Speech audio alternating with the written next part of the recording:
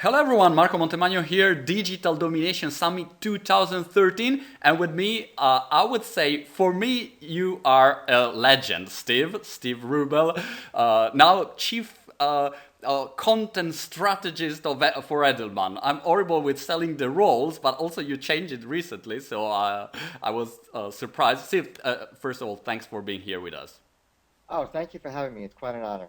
I always, when you use the word legend, sounds bad in my opinion because it's like old and now so but Dead. It means dead. yes, like it was before but not now, but you were a legend before and now. And for me, I was following you like many of the viewers, I'm sure, for a long time. I remember Micro Persuasion, your blog was the point of reference for all the people trying to understand about blogging and this kind of stuff. And so I'm sure your tips would be really, really helpful today for this summit. And I just want to start from a news that I just read. I read that Martin Sorrell, the WPP CEO, just declared that in the next year, the Google will overspend News Corp. So they will spend more on Google properties than on News Corp. And this is kind of shocking for many companies that are not in the tech industry, but maybe for who is in the tech industry, we know that this shift sooner or later will happen. So I would like to start from a general scenario of what's happening for a company now that is trying to communicate online, but the players are changing so much. So what should a company do today in 2013? So I think what that represents is kind of a tipping point that we've reached in terms of digital consumption. More of it now is really consumed on digital devices. More media is consumed on digital devices, and so it's not surprising to me that the allocated funds have shifted over now to a point where there's more money spent on Google than News Corp, as you cite, at least from that one company. So, which controls a large amount of the advertising spend. So I would say it's kind of it represents a bigger shift, and I think that is due to the proliferation, particularly of smartphones and tablets, and that's now reached Right. a tipping point where there's so much consumption now that is digital versus analog. That I think is a big part of what's driving that larger shift, and obviously Google plays a huge role there. Yeah. And by the way, recently also saw Amazon will try to go to get a piece of that 60 billion dollar revenues from Google in advertising. So a lot of tech big players they are pushing in that direction. Another interesting point. I was recently at Social Media World Forum, which is a big event in Europe, and I was moderating a couple of days there, and I was really impressed by the fact that everyone were talking about content. In Hmm. 2013, everyone say, "Oh, content is king," and it's the same thing that people said, 5 years ago. Content is king, yes, but Right, then what right. we have to do? So now everyone talking about content, but no one really understand what a company should do with this content. Can you help us to understand a little bit better what's happening here? There's a lot of things happening. So first of all, on the marketing side, you have kind of a lack of new platforms that have come along in the last 3 years or so. It's been pretty stable. Twitter and Facebook are kind of now entrenched, and Google has not really made a huge dent into either one of those platforms. And then you have obviously Tumblr and some others. And so I think there's a lack of shiny objects Yeah. that marketers can turn around and try to sell. That's one. Two is you have increased confidence by marketers in the ability to tell their story their own way. So they've been very successful on social the last 4 or 5 years. They have the infrastructure now and the confidence to go out and tell their story. And then three, I think that there's a huge shift in the economics of media that all of a sudden is creating new avenues for content, not just to appear on our properties, but to appear on some of the most trafficked sites on the web. And I think that's a huge shift. That's kind of like driving things now. That it's not just about creating content on your land, and there's a huge opportunity to do so through paid distribution with media partners. And I think that's part of there's an underlying cause around that. But that's those are kind of the three things that I think are driving a lot of this. So you touched two. The last part is very interesting for me, and there are two main questions in my mind when you were talking about it. The first one is: does it mean that every company in the world has to become like a content producer, or they need to have a section, an area only to produce content? Or they can outsource it. I mean, if content is so important, all the companies need to produce content and they need to basically an editorial team inside, yes or no? So I never even think that every company needs to be on social. I think Okay. you really have to look at yourself and your business and who you are and your resources and your ability to do it. And so content to me is much the same. It's like I think for anybody who's already active on social and doing a lot of digital marketing, for sure it's an imperative. But for it's not necessarily for all companies. So you really need to look at what you have and your ability to do it, and it requires a mindset that's different than marketing. It's really far more about kind of a content mindset, an editorial mindset, than a messaging one, and that's what's going to be most successful. Is the Mm. are the brands and the businesses that look at it as a journalistic endeavor, which the brand messaging is kind of embedded within, and then how where you distribute that and how you get that out is you have a plethora of options, but you really have to do a hard check to look at yourself and say, okay, we're really able to do this.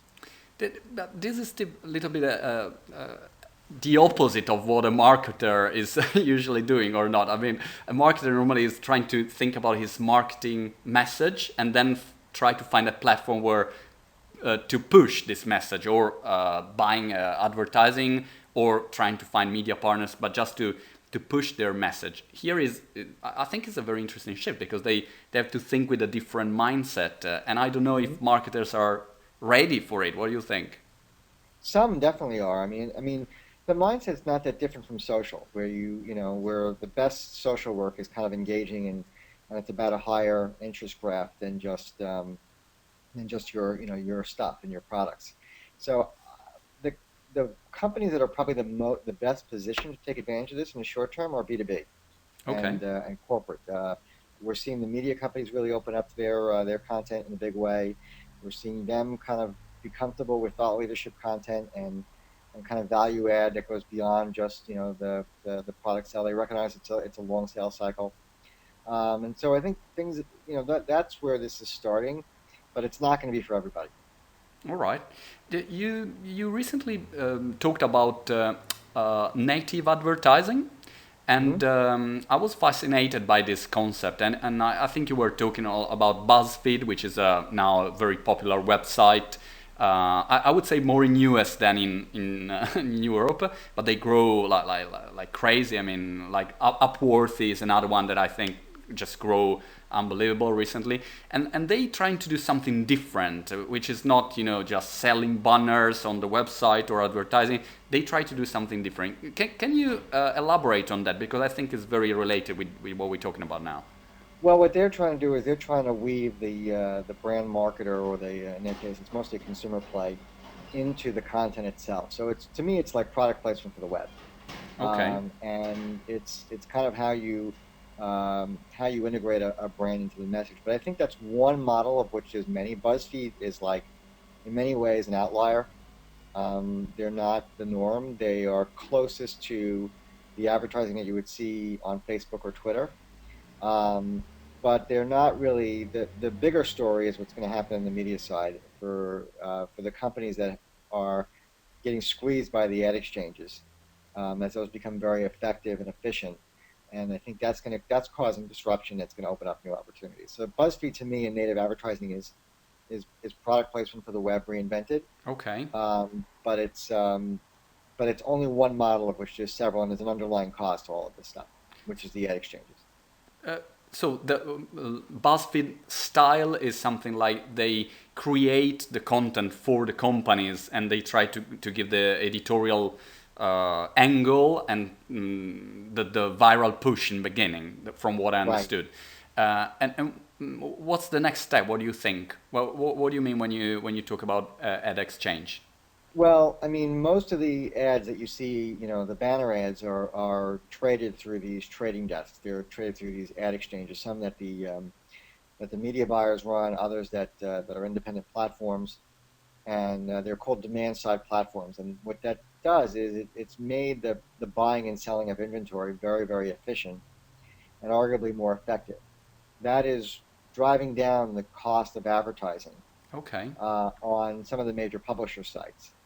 And that is great for marketers, but that's a nightmare for publishers because they don't have the ability to replace that revenue either through subscription or through higher CPM products like video. So Hmm. that's what's driving their interest and they're seeing all the success that BuzzFeed's having. They're seeing all the success that Native is having on social networks, and they're trying to emulate the same model. And the real question is whether or not the readers will react positively to that. If they do, Yeah. then it can be very successful for them. If they don't, then I don't know what their alternative is.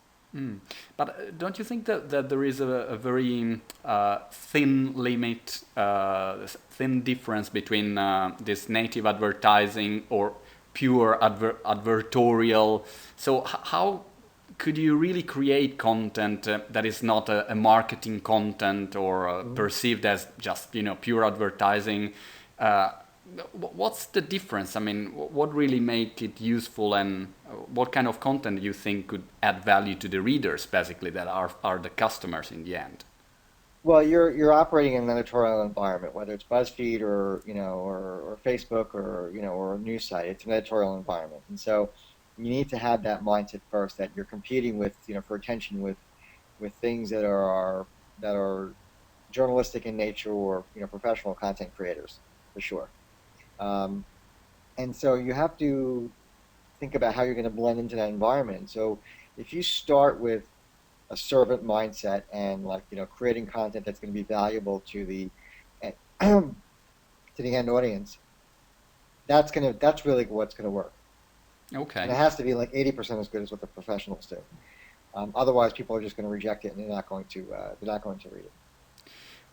Another interesting topic for me is all the video exploding over the internet. Numbers from YouTube now are impressive. I can't, I don't find any word to describe. I mean, 1 billion views, gazillion viewers every 3 seconds. So they really are doing amazing numbers. On the other side, I mean, YouTube is the second search engine in the world. And if I think I'm an entrepreneur, so if I try to position myself on top of Google search, is start to be very difficult for any kind of topics. If I try to position myself on top of YouTube, it's much easier because I Mhm. mean, there are less videos yet. So what do you think about video strategies? Have you seen anything interesting made by companies that you're following or any companies around with a good video strategy?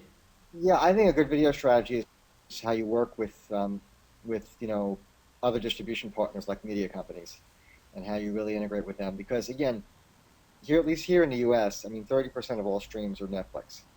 Okay. So you're competing with the best. People think they're competing with each other.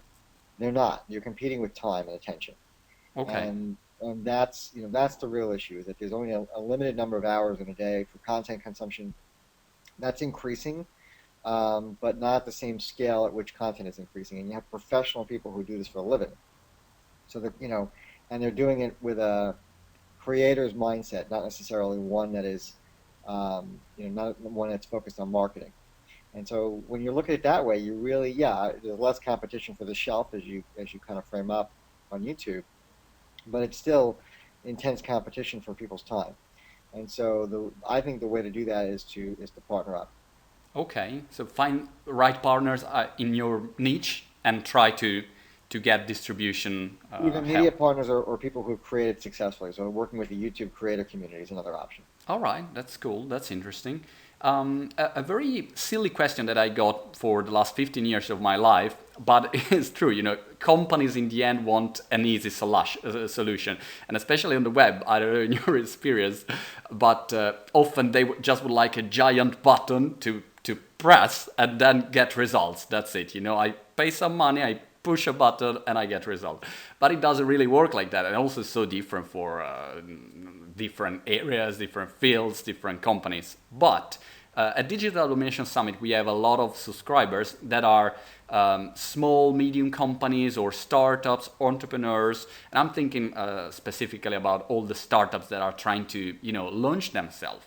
And you are, I mean, such an expert about, PR and what kind of strategy you could do to launch yourself. In 2013, say that this is the scenario, content is king and video opportunity and everything. What would be your best suggestion, your best tip to a startup that is coming to you and say, okay, Steve, we need to launch, Right, right. what would you suggest like that? I know that is I very too Yeah. wide, but what would you Number suggest? number one thing I would suggest is to hire a brand journalist.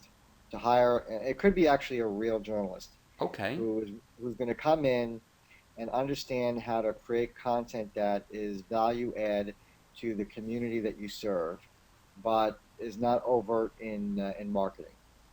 And so you have to kind of take a leap of faith there, but it's to hire. There's a lot of journalists that are recognizing that there's opportunities now on the corporate side that did not exist before. And if you can give them some degree of free reign, but yet, and find somebody who's been very good at kind of self-promoting their own work, okay. um, which is a lot of people who do that really well now, especially in the age of social. It's a real opportunity, I think, to go direct. And so that's my number one advice: is if you can find somebody who can navigate, who can kind of, talk both sides, who is, equipped in their ability to really, create valuable content for an audience, but also understands how to, navigate that with a message. And in a way to also help you to tell the story of your company, I guess. Someone who can get this.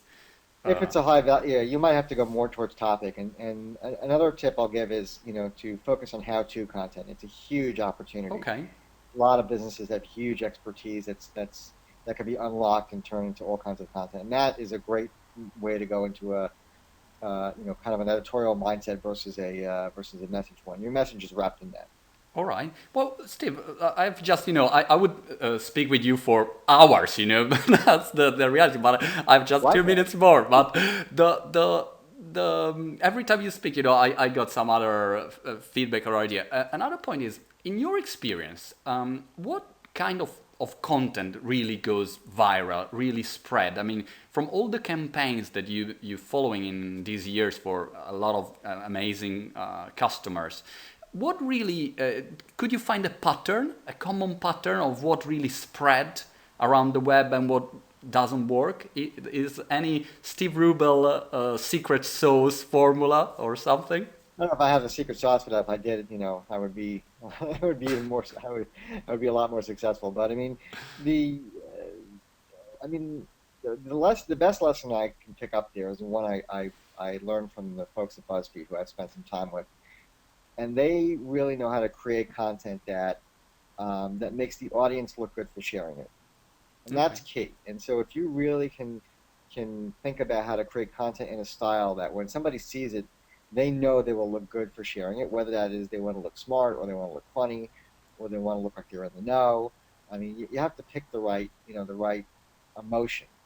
But if you can trigger that, that's what's going to drive sharing. Because if you know that, the chances are a lot of other people know that, and that there is everyone is now in some ways in PR.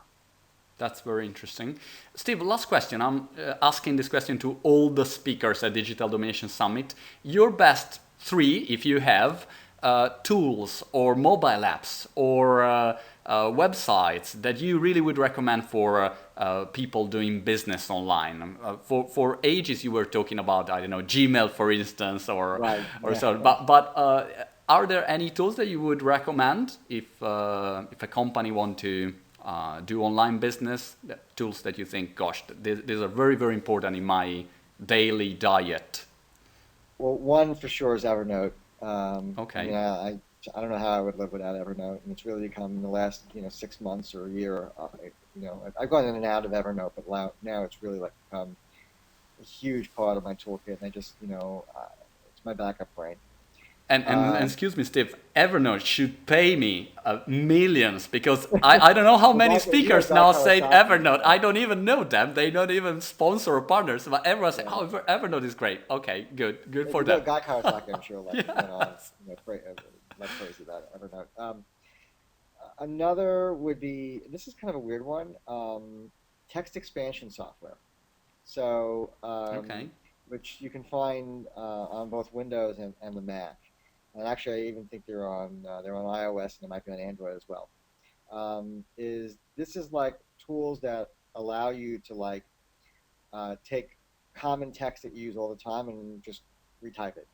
So Wow. so I Okay. have one like for the date, and I just hit ZD, and it just expands into the dates. And I have Z because I know that I use very few words that start with Z. Um, Text or expansion is the name. text expansion. So Cool. the one on the Mac is called Text Expander, All right.